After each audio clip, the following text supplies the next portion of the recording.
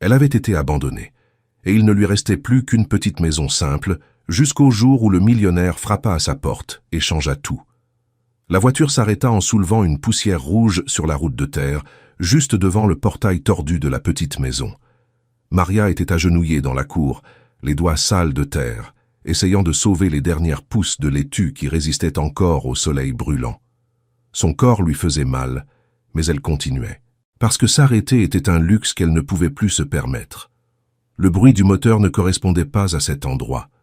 Il était trop fort, trop propre, trop différent. Elle se leva lentement, appuyant la main sur sa cuisse, respirant profondément. Elle essuya ses mains sur sa vieille jupe et resta là à regarder, et ce qu'elle vit resta gravé en elle pour toujours. Une voiture blanche, grande, qui brillait sous le soleil. On aurait dit qu'elle n'appartenait pas à cette route. La portière s'ouvrit, et alors il descendit. Henrik, costume sombre malgré la chaleur, posture ferme, regard fatigué. Ce n'était pas seulement un homme bien habillé, c'était quelqu'un qui portait un poids invisible. Il regarda autour de lui, puis fixa ses yeux sur elle. « Désolé de vous déranger, je suis perdu. Savez-vous où se trouve la ferme Sanu Benedito ?» Maria cligna des yeux, essayant encore de comprendre cette scène. « Je ne sais pas, monsieur. Je suis arrivé ici il y a peu de temps. » Il hocha la tête, passant la main dans ses cheveux, clairement frustré. Il regarda son téléphone éteint. « Mon téléphone est mort. Est-ce que je pourrais avoir un verre d'eau? Et peut-être... charger ça un peu ?» Maria fit un léger signe de tête. « Vous pouvez entrer. » La maison était simple, petite, mais propre. Henrik entra lentement, comme s'il pénétrait dans un autre monde. Et d'une certaine façon, c'était le cas. Mais pour comprendre ce qui s'est passé ce jour-là, il faut savoir qui était Maria avant cette petite maison. 3 mois plus tôt, Maria avait une vie complètement différente, une belle maison, un mariage qu'elle croyait parfait, un avenir planifié. Son nom était Thiago. Elle se souvenait du mariage comme si c'était hier. La robe simple, le sourire sincère, le « oui » prononcé avec confiance. Elle croyait en l'amour. Elle y avait toujours cru. Mais le changement est venu en silence. Des messages cachés, des retours tardifs, des excuses répétées. Et Maria, par amour, avait choisi de faire confiance, jusqu'au jour où tout s'est effondré. Le téléphone qui vibrait sur le lit, le nom, Camilla, et le message qui a tout détruit. Elle n'avait pas besoin d'en lire davantage. Quand Thiago est sorti de la douche, il a trouvé Maria les yeux remplis de larmes. Mais il n'a pas demandé pardon, il n'a pas expliqué, il n'a pas essayé de sauver quoi que ce soit. Il a pris son téléphone et il est parti. Tout simplement. Les jours sont devenus des semaines, et puis est venu le coup final. Un huissier de justice, des papiers, des signatures. Thiago avait tout mis à son nom. La maison, l'argent, tout. Maria avait signé sans le savoir. Elle avait fait confiance, et elle en avait payé le prix. Il ne lui restait plus rien, rien, sauf une chose. La petite maison à l'intérieur des terres, héritage de ses parents. Trop humble pour lui. C'est là qu'elle est allée, avec un sac à dos, un cœur brisé et une question qui ne quittait pas son esprit. Pourquoi? Les premiers jours, elle n'existait plus qu'à peine. Elle s'asseyait devant la porte. Elle regardait le vide. Elle pleurait en silence. Mais la vie n'attend pas, et la faim non plus. Alors elle a commencé à planter, de la laitue, du chou, des herbes aromatiques. Elle a acheté une poule. Elle a survécu, jour après jour, sans espoir, jusqu'à ce que cette voiture s'arrête devant la maison. De retour au présent, Maria posa le verre d'eau sur la table. Enrique s'assit, but tout d'un trait, comme s'il était épuisé. Il brancha son téléphone. Le silence entre eux deux n'était pas inconfortable. Il était étrange. « Vous vivez ici toute seule ?» demanda-t-il. « Oui. »« Depuis longtemps ?»« 3 mois. » Il regarda autour de lui. « On dirait que vous prenez bien soin de cet endroit. » Maria esquissa un léger sourire. « C'est tout ce que j'ai. » Le téléphone s'alluma. Il regarda la carte. « J'ai dépassé le chemin. » Il retourna le téléphone. « Vous avez du café ?» Maria haussa légèrement un sourcil. « Oui. » Elle alla le préparer. Pendant ce temps, Henrik regardait par la fenêtre. Le potager, le vent, la simplicité. Quelque chose ici le touchait. Quand Maria revint avec 2 tasses, il parla sans la regarder. « J'ai perdu ma femme il y a 5 mois. » Maria s'arrêta. Elle ne demanda rien. Elle écouta seulement. « Moi, c'était rapide, une maladie. Nous n'avons pas eu le temps, ni de comprendre, ni de réaliser nos projets. » Il respira profondément. Nous voulions un enfant. Silence, lourd, vrai. Maria sentit sa poitrine se serrer. « Je suis désolé. » Il la regarda. « Vous l'avez dit différemment.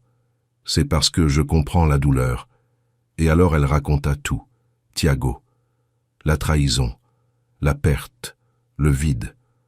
Henrique ne l'interrompit pas, il ne jugea pas, il écouta seulement.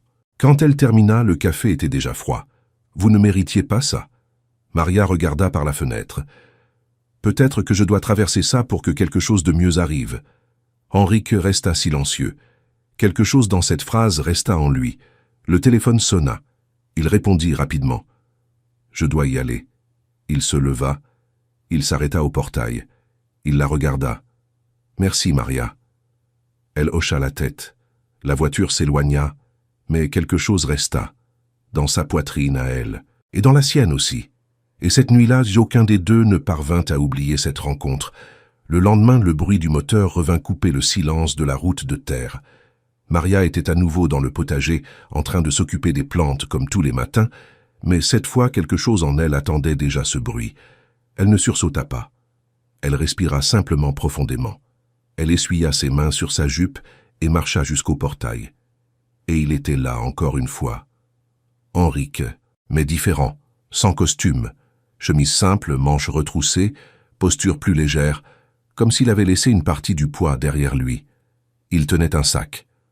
« Je suis passé en ville, et j'ai pensé que vous pourriez avoir besoin de ça. » Maria regarda.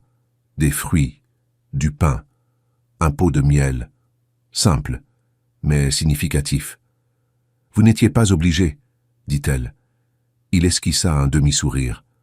J'en avais envie. Il y eut un petit silence. « Je peux entrer ?» Maria ouvrit le portail sans rien dire, mais le sourire était déjà là. Et cette fois, tout fut différent. Ils ne restèrent pas seulement quelques minutes. Ils restèrent des heures. Ils parlèrent davantage. Ils rirent davantage. Et le silence entre eux n'était plus étrange. Il était confortable. Henrique parla de sa vie en ville, des affaires, de la façon dont tout semblait vide après la perte de sa femme. Maria parla des petits détails de sa nouvelle routine, de planter, de vendre des œufs, de survivre. 2 mondes complètement différents, mais qui d'une certaine façon se rencontraient là. Le 3e jour, il revint encore, et le 4e aussi, et le 5e, sans promesse, sans explication, seulement sa présence. Un de ces jours, Henrique invita. « On va jusqu'au marché de la ville ?» Maria hésita une seconde, mais elle accepta. Monter à nouveau dans cette voiture semblait étrange, mais aussi juste. Pendant le trajet, le silence ne gênait pas. Le vent qui entrait par la fenêtre, la longue route, et un sentiment nouveau qui grandissait lentement. Au marché, Maria présenta Donna Conceição, la dame qui achetait ses œufs. Henrique discuta avec elle comme s'il la connaissait depuis des années, sans arrogance, sans précipitation. Maria observait tout en silence, et quelque chose en elle changea à ce moment-là. Ce n'était plus de la curiosité, c'était de l'admiration. Sur le chemin du retour, le soleil commençait à se coucher. La route devint dorée, et Henrique brisa le silence. « Tu ressens encore son manque ?» Maria n'eut pas besoin de demander de qui il parlait. Elle réfléchit quelques secondes. « Je ressens le manque de ce que je croyais qu'il était. » Elle regarda devant elle. « Mais pas de lui. » Henrique hocha lentement la tête. « Parfois, on aime une idée, pas la personne. » Maria tourna son visage et le regarda. « Et toi ?» Il respira profondément. « Je ressens son manque tous les jours. Pause. Mais ce qui fait le plus mal, c'est le silence qui est resté. » La voiture ralentit.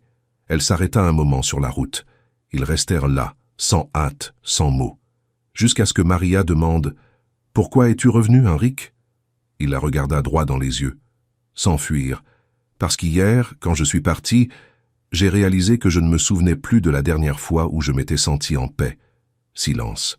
Et ici, je me suis senti ainsi. Le cœur de Maria s'accéléra, mais elle ne détourna pas le regard.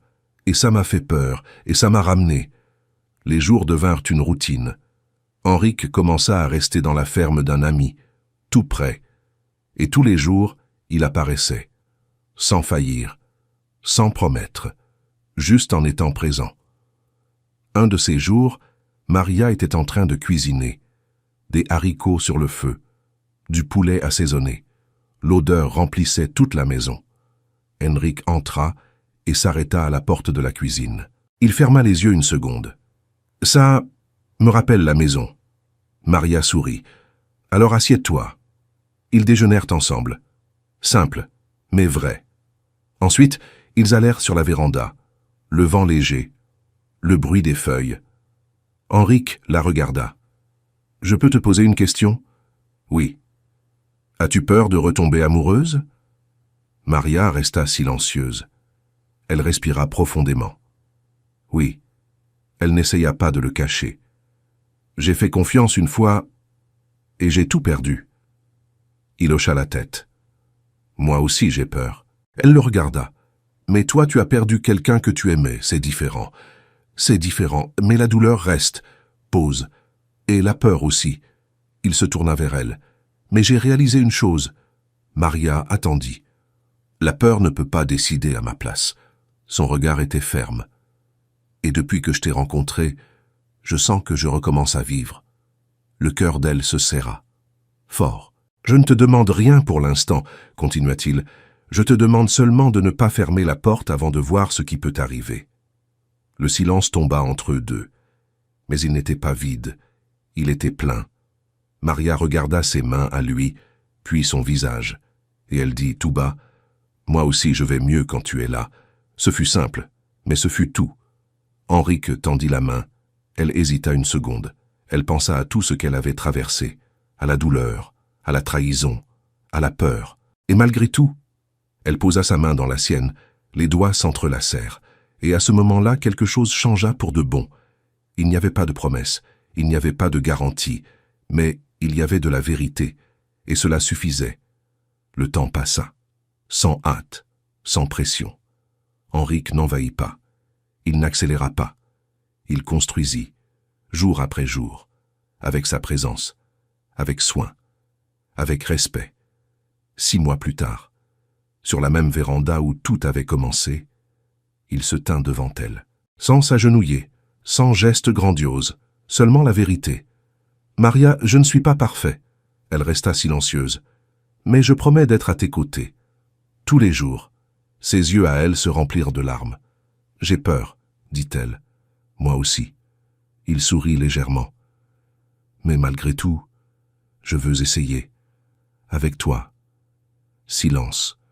Le vent passant entre eux deux. « Veux-tu m'épouser ?»